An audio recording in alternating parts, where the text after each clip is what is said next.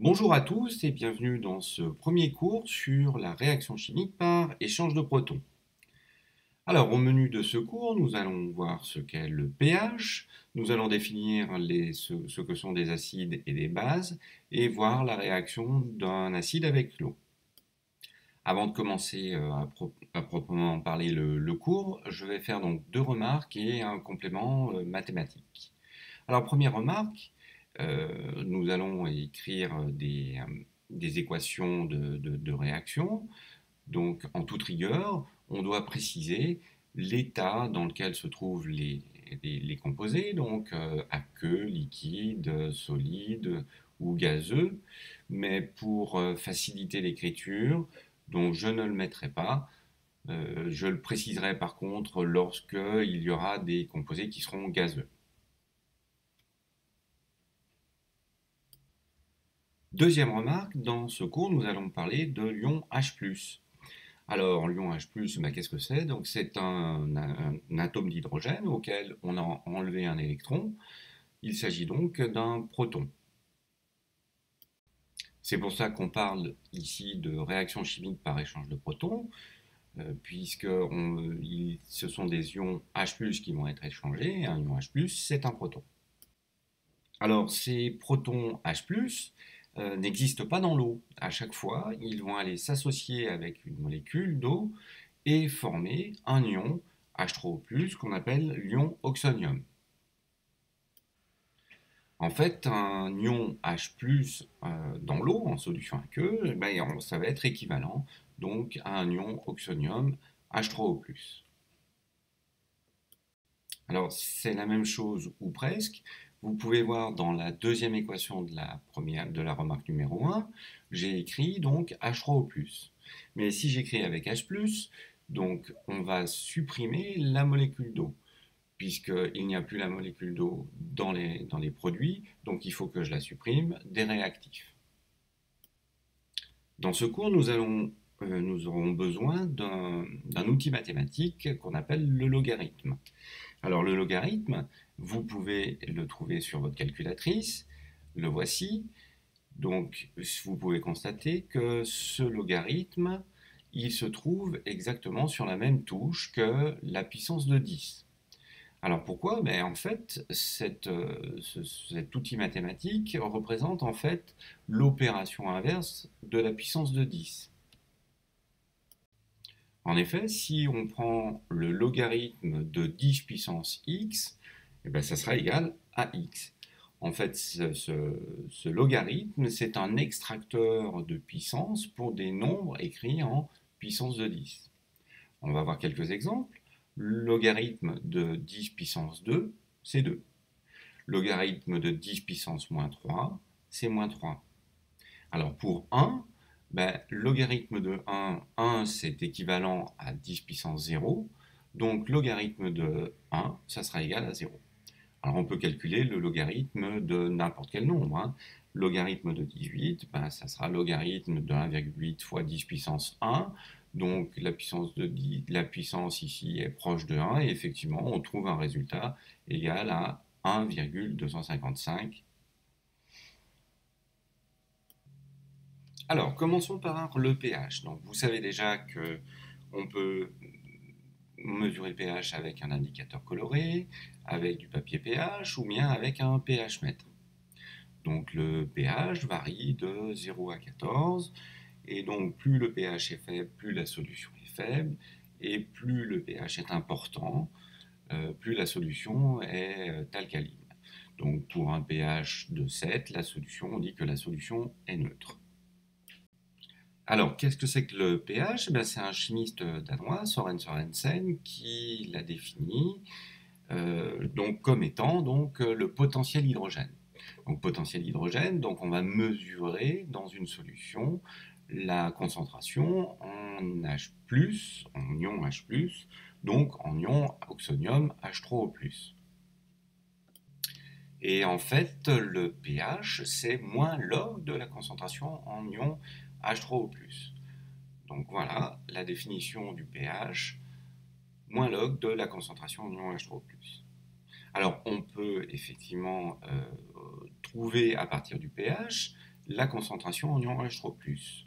Donc pour cela, la concentration en ion H3O+, sera 10 puissance moins pH, puisque l'opération inverse du logarithme, c'est 10 puissance.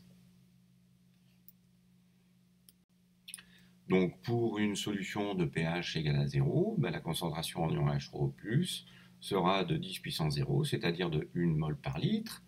Pour une solution de pH 7, la concentration en ion H3O+, sera de 10-7 mol par litre, donc ce qui est beaucoup plus faible. Et puis pour une solution de pH 14, la concentration en ion H3O+, sera de 10-14 mol par litre, donc encore beaucoup plus faible. Donc voilà, donc pour une solution acide, la concentration en ion H3O+, est relativement forte, et plus la solution va devenir basique ou alcaline, et bien plus cette concentration en ion H3O+, va diminuer. Alors nous allons voir maintenant ce que sont des acides et des bases tels que l'a défini un autre chimiste danois, Brønsted. Donc pour lui, un CH3COH par exemple est un acide parce qu'il peut se transformer donc en CH3COO- plus H+. C'est-à-dire que cette espèce est capable de céder un proton H+, est capable de libérer un proton H+. Donc si on généralise, une espèce est dite acide lorsqu'elle va pouvoir libérer un proton H+. Donc on va le noter, AH donne A- plus H+. Une base maintenant, c'est exactement l'inverse. C'est une espèce chimique, une entité chimique, qui va être capable, cette fois, de capter un proton H+, et se transformer donc en acide. Donc voilà, on va noter la base A- qui capte le proton H+, et qui va se transformer donc en acide. Vous pouvez constater donc qu'à chaque acide va correspondre une base et former donc une demi-équation, c'est-à-dire que l'acide va pouvoir former sa base, CH3CO-, en libérant un ion H+. Donc en fait, ici, on a la notion de couple acide-base qui se forme donc de façon générale, on va noter qu'un acide va se transformer en sa base et libérer un proton H+. Donc on va noter de façon générique, les acides, on va les noter à H, les bases à-, et leur demi-équation de cette façon-là. Donc à retenir ici, à chaque acide, il correspond donc une base conjuguée, et vice-versa, à chaque base va correspondre un acide. Nous allons voir maintenant quelques couples acido-basiques importants que vous devez connaître, que l'on reverra tout au long de l'année. Donc le premier, le couple chlorure d'hydrogène avec sa base conjuguée l'ion chlorure. Donc le chlorure d'hydrogène, lorsqu'il est dans l'eau, va former donc une solution d'acide chlorhydrique, acide chlorhydrique qu'on va utiliser très souvent. Donc le chlorure d'hydrogène, c'est un gaz par contre. Alors vous voyez, c'est relativement facile de passer de l'acide à la base, il suffit d'enlever un proton H+. Un autre couple important, l'acide nitrique, avec sa base conjuguée qui forme l'ion nitrate.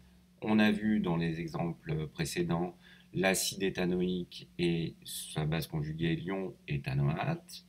Et dernier couple important, donc l'ion ammonium qui va former donc l'ammoniac, sa base conjuguée. L'ammoniac est un gaz aussi, et lorsque l'ammoniac est en solution dans l'eau, on va l'appeler ammoniac, mais cette fois QUE. On termine avec deux couples importants, deux couples dans lesquels intervient l'eau. Donc le couple H3O+, H2O, et le couple H2O, HO-. Donc le premier, donc, on a l'ion oxonium que l'on a vu tout à l'heure, et la base conjuguée de l'ion oxonium, c'est l'eau.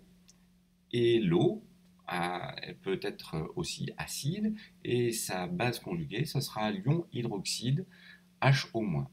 Alors vous voyez que en fait l'eau peut être soit basique dans le couple H3O plus H2O, soit acide dans le couple H2O HO-.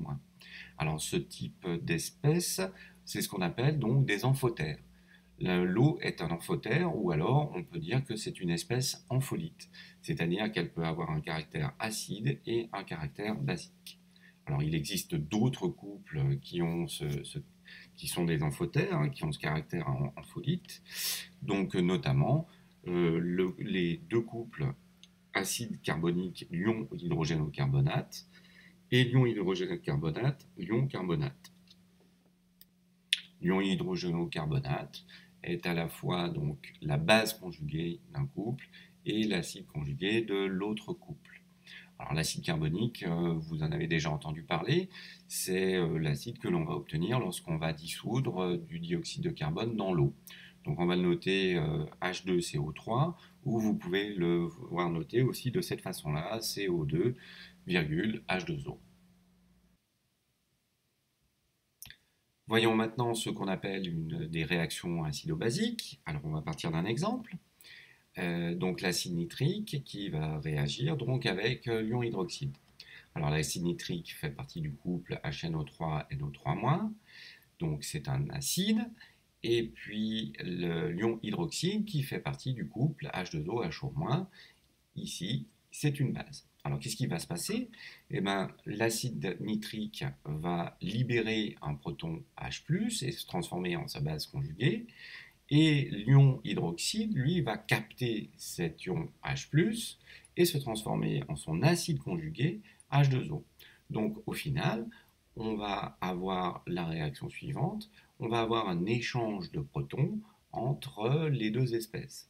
Donc l'acide nitrique HNO3 qui va céder le proton H+, et l'ion hydroxyde qui va capter ce proton H+.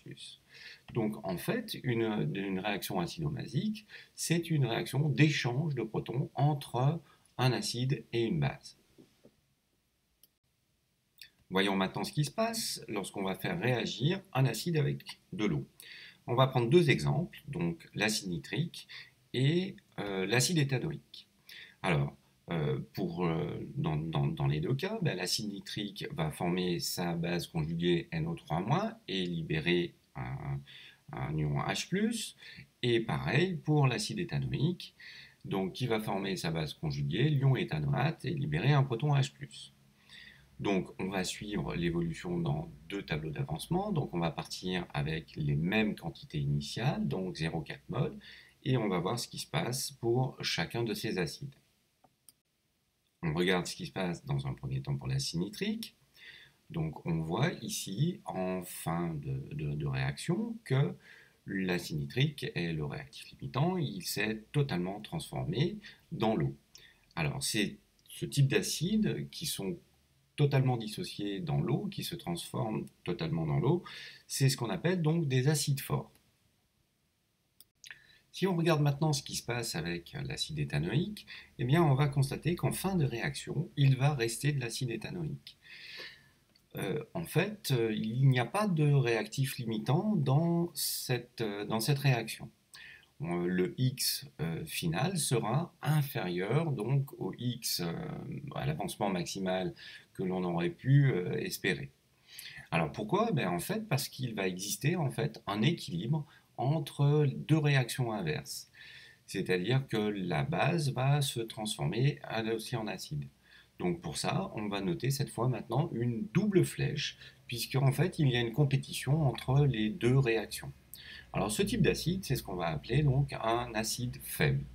Donc pour résumer, les acides forts, ils sont totalement dissociés lorsqu'on va les mettre dans l'eau, ils vont se transformer totalement en leur base conjuguée, alors que les acides faibles, on va avoir une compétition entre les deux réactions, et donc on va avoir un équilibre. On aura en même temps l'acide et sa base conjuguée.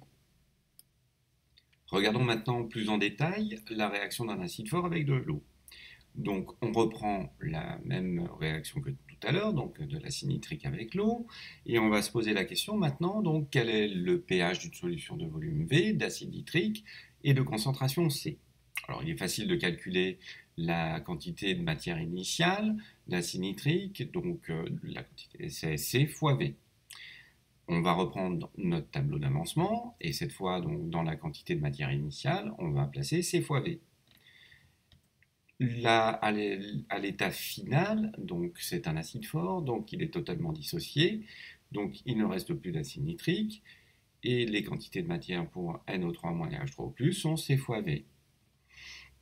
Donc on connaît la quantité de matière de H3O+, donc on va pouvoir facilement calculer sa concentration, donc c'est la quantité de matière, C fois V, sur V, le volume. Donc c'est égal à C. C'est aussi la concentration de l'acide nitrique au départ. Donc pour calculer le pH, le pH c'est moins log de la concentration en H3O+, donc moins log de C. Voilà, c'est relativement simple pour un acide fort. Alors voyons maintenant ce qui se passe avec un acide faible. Donc on reprend pareil notre exemple avec l'acide éthanoïque, sauf qu'on va se poser la même question, sauf que cette fois on va prendre des exemples chiffrés. Donc quel est le pH d'une solution de volume 1 litre d'acide éthanoïque de concentration 0,10 mol par litre. Donc quantité initiale, elle est facile à calculer, donc c'est C fois V, donc on aura 0,1 mol par litre. On va dresser notre tableau d'avancement, donc avec comme quantité de matière initiale 0,1 mol.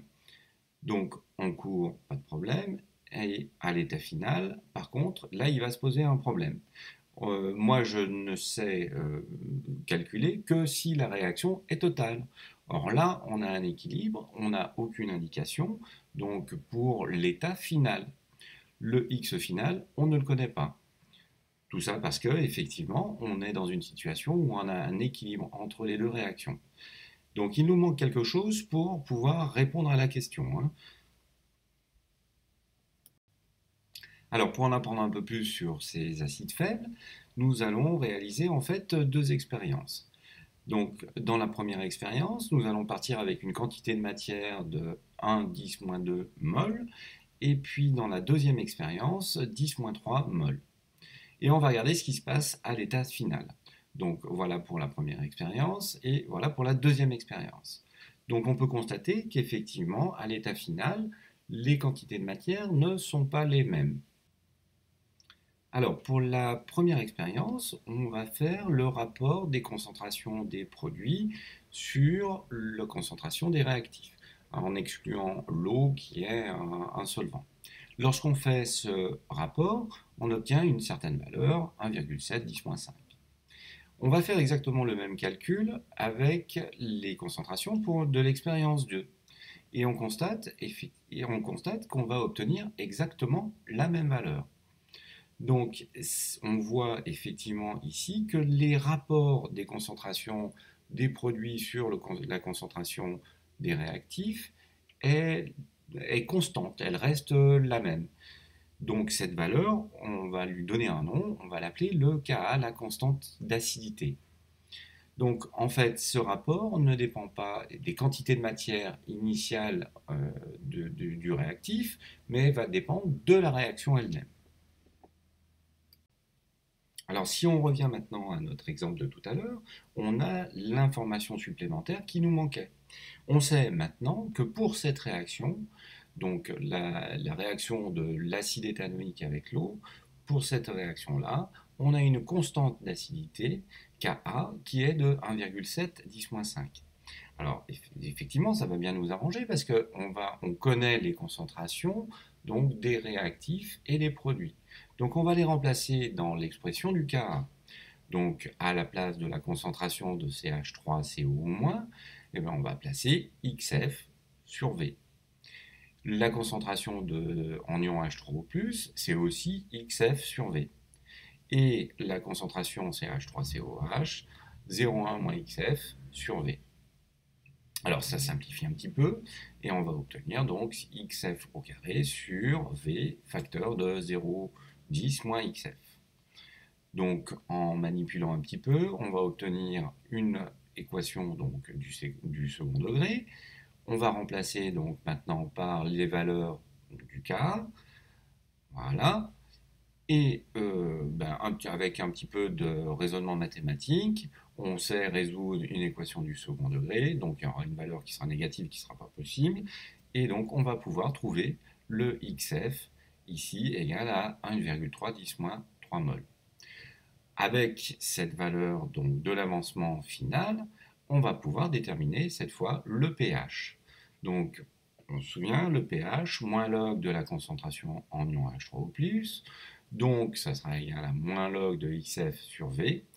On remplace par les valeurs et on trouve un pH de 2,9. Donc pour un acide faible, lorsqu'on le fait réagir avec l'eau, sa réaction n'est pas totale. On va obtenir un équilibre. C'est pour ça qu'on met effectivement les doubles flèches. Donc on va avoir en présence, en même temps, donc l'acide et sa base conjuguée. Alors pour connaître effectivement l'avancement de cette réaction, on a besoin d'une information supplémentaire, sa constante d'acidité, le Ka. Le Ka qui est donc le rapport de la concentration de la base fois la concentration en ion H3O+, sur la concentration de l'acide. Une petite précision, cette constante d'acidité n'a pas d'unité. Donc pour chaque couple, on va avoir une constante d'acidité, un Ka. Donc voilà, pour le couple CH3COH, pour le couple H2CO3, HCO3-, et ainsi de suite, les couples qu'on a vus tout à l'heure. Cette constante d'acidité va nous permettre, pour chacun des couples, de savoir quelle est l'évolution, donc lorsqu'on va faire réagir cet acide faible avec l'eau. On va pouvoir déterminer donc le pH aussi, donc à la fin de la réaction. Alors, en classant par ordre croissant de Ka ces différents couples, on va obtenir effectivement en bas donc les acides, on va les classer donc de l'acide le moins fort jusqu'à l'acide le plus fort. En fait, il serait plus correct de dire que les acides sont classés du plus faible au moins faible. Alors pourquoi on les classe de cette façon-là? Effectivement, sur notre réaction, on peut appeler le sens 1 le sens de gauche à droite, et puis le sens 2 de droite à gauche, donc deux possibilités dans la réaction. Pour avoir un acide le moins faible, par exemple l'acide éthanoïque, il faut que la réaction se déplace plus dans le sens 1. Donc effectivement, si la réaction se déplace plus dans le sens 1 que dans le sens 2, les concentrations en ion A- et H3O+, sera plus importante, donc un Ka qui sera plus important là aussi. Et donc si la concentration en H est plus importante, c'est que la réaction se déplace plus dans le sens 2, et donc on aura un acide plus faible. Pour finir ce cours, nous allons parler du pK. Donc le pK, c'est moins log de K. Alors c'est comme pour le pH, le P indiquant donc le moins log. Donc on va pouvoir classer les acides suivant aussi leur pK. Donc pour le couple CH3COH, CO-, on a un pK de 4,8 et ainsi de suite pour tous les autres couples. Donc juste à remarquer que l'échelle des pK elle est inversée par rapport à l'échelle des K. Donc on utilise souvent le pK, c'est des notations qui sont plus simples à utiliser. Voilà, ce cours est fini.